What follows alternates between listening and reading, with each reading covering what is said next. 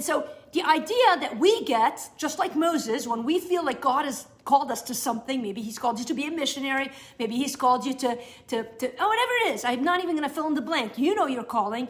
You might be like, well, that's cool, God, I'll do it. And then we try to execute it in our own way.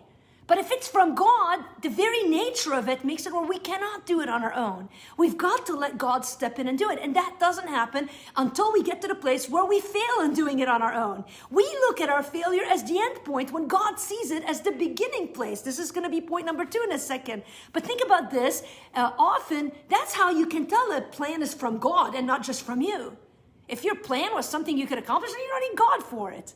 But so even as if you're a young person watching, maybe you're in your late teens, early 20s, or maybe in your 30s, and you're just sort of starting your career in life, and you're leaning into God and say, God, what is it you'd have me do? Don't be afraid to dream big for God. God has wired you with desires.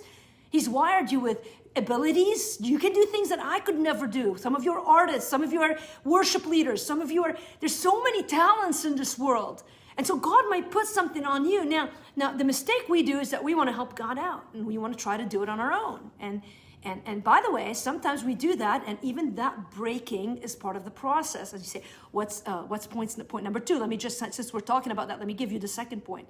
God's plans always use my painful places to bring me to a place of utter dependence. All right? If you want to know where God is working, look at the pain in your life. Where you're hurting is where God is working. There's no question in my mind that the places of pain in our life are places where God is trying to change us, where he's trying to grow us, where he's trying to make us more Christ-like, and where he's trying to bring us to a point of utter dependence on him.